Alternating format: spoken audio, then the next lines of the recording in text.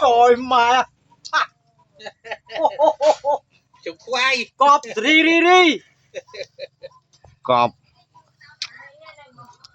chụp đó là cọp cọp cậu vô rồi đã chụp đây không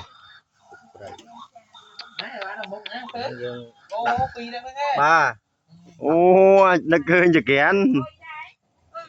đòn lên không bị sao vậy đọc mê mê anh em thôi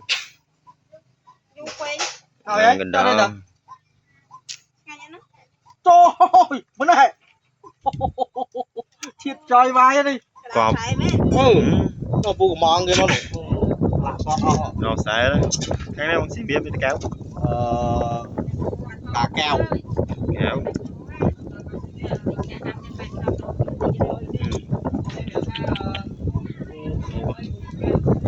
cọp vô cái đời này ăn vậy nhá tập ơn ơi qua một tiết cọp cọp